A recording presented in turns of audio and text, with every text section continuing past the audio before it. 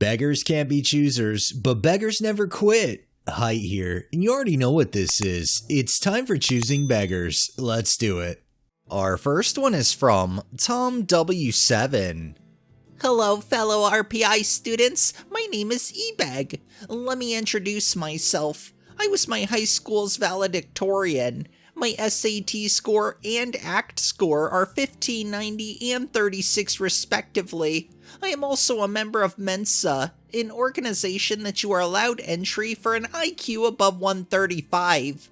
Unfortunately, in my high school years, I couldn't find people who hold an intellectual conversation with. I was very bored, so I'm hoping things will be different at RPI.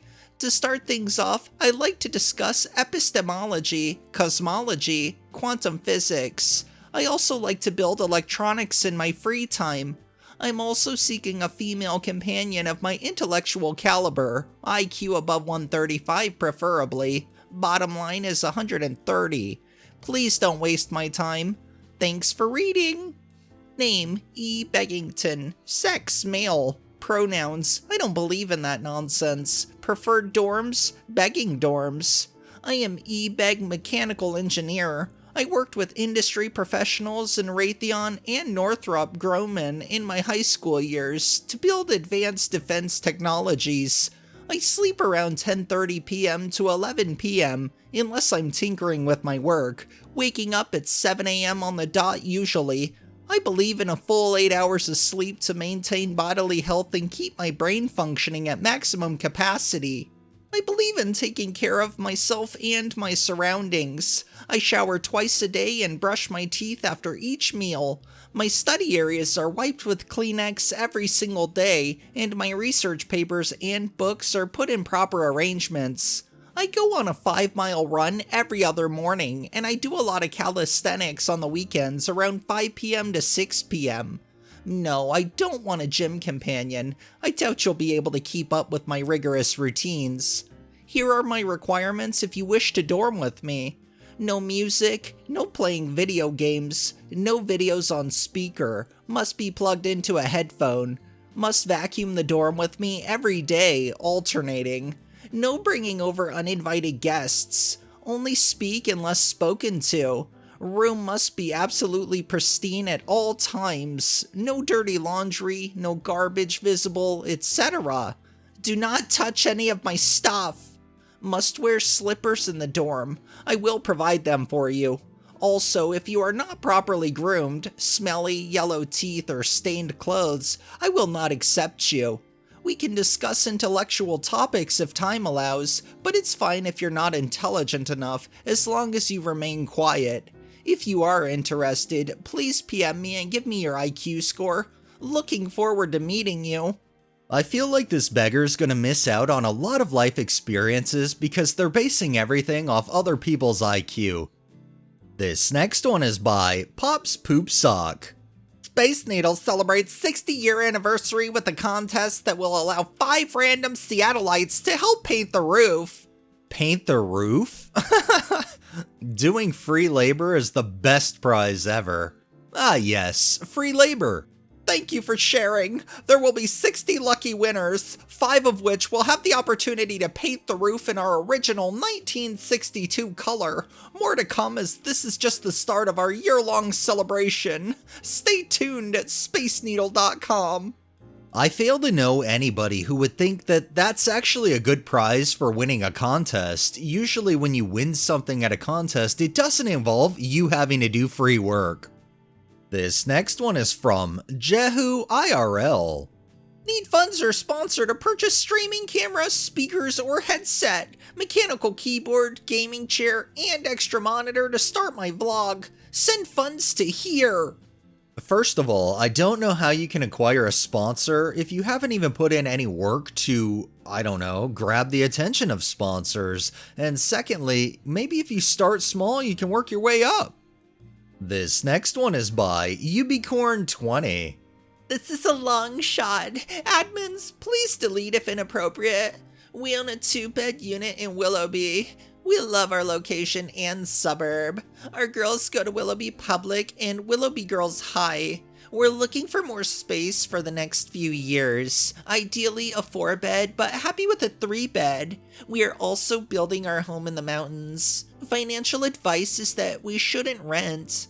Just wondering if there's anyone here who's looking to downsize and if they would consider a house swap.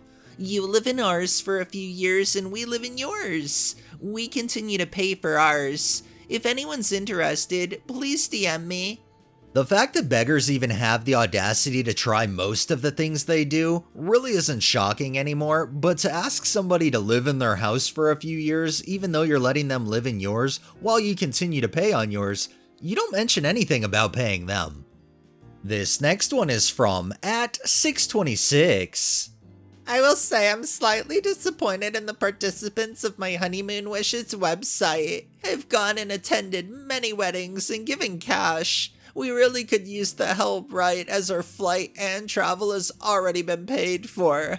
So peeps, please help out. We're having a big party afterwards and I want to invite all that participate. So in other words, you can't really afford really anything you're spending your money on, so you guilt people into trying to give you money by offering them into a big party that you probably spent more money you didn't have on. This next one is by Bob Wiley 69420. Company reached out for contract video editing work, provided a Google Drive link filled with media that would take about 4 hours to complete. What do I respond with? You're invited to complete a virtual tryout. Thank you for your continued interest in here, as part cut off. Hi there, sorry for the late response, but what was the compensation rate for his tryout? Thanks.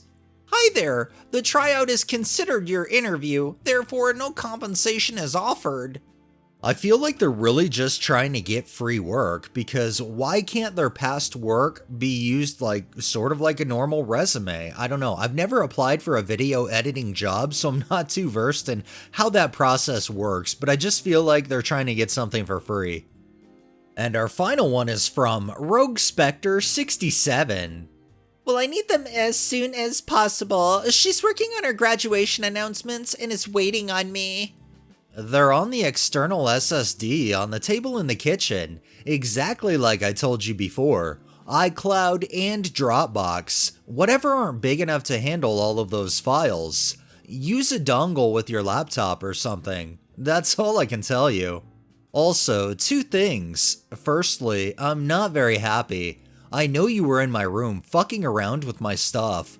I'm not going to tell you how I know, but I do. That is my stuff that I paid thousands and thousands of dollars for that was set up exactly the way that works best for me, and you could have fried any or all of it unplugging or plugging in the wrong thing at the wrong time or in the wrong place. Do not ever touch any of my stuff without my explicit permission, and do not ever touch anything on my desk ever again. Secondly, I'm sick and tired of hearing it from Dad whenever you want me to do anything for you. I heard about it for an hour when I got home yesterday about how I didn't bend over backwards to do it exactly the way you wanted it, when I knew for a fact the way you wanted it done was not going to happen. I've done you huge favors, loaning you thousands of dollars of equipment for free and allocating hours of my time dealing with the aftermath of you using my stuff and not knowing what to do after that. And you put me in a position where I can't win because you bitch at me if I say no and bitch if I say yes and try to help you by making a suggestion that's different from the way you want it, because I'm literally a professional and I know the best way to handle it. If I get yelled at and berated one more time by you or Dad or Barbara after doing you a favor, I swear to God, you're getting nothing from me anymore. No more favors of loaning you my shit, no more pickups or drop-offs so you can get shit-faced with your friends, no more bringing you shit when you're at Natalie's or whatever. Nothing. Do I make myself clear? Not even going to read that. If you didn't want me touching your stuff, you shouldn't have told me to figure it out myself. I asked you nicely for the camera, and I explained that I couldn't download the photos on my own. If you didn't want to help me, then you should have said no in the first place. It's unfair of you to expect me to figure it out on my own, but get upset when I try to do so. Excuse me? I tried to tell you how to do it and you cut me off and yelled at me because you didn't want to do it yourself. Dad would not have been brought into this if you would have cooperated. My friend is waiting on these photos for a reason, and it is selfish of you to act this way. Bye-bye now. Well, I tried. You're on your own. I want the SSD back before the end of the week or you're going to replace it. Do whatever you're going to do with the files, but don't plan on using my stuff again. Every single time I've done anything for you, it's caused me more trouble than saying no because you can't handle not being able to dictate every detail of everything, even when you don't know enough to be able to do that. I'm sick of trying to do nice things for you and getting reamed in return, especially when I never ask you for anything. Ever. You're done. You're dramatic. I think the only one who's gonna get dramatic is you when they actually hold true to what they say and don't do a damn thing for you going further. Then you'll get on a drama pity pod trying to drag your dad into it to get them in trouble for some other dumb shit. Alright, that's enough beggars for the day. Well, that wraps up this episode of Choosing Beggars. If you liked the video, please drop a like, share my content on all of your social media, subscribe if you haven't already, and make sure to hit that bell so you're notified every time I upload, and drop a comment down below. It really helps with the algorithm and helps new people find my channel. Thanks for watching, thanks to my patrons, have a great day and stay safe out there.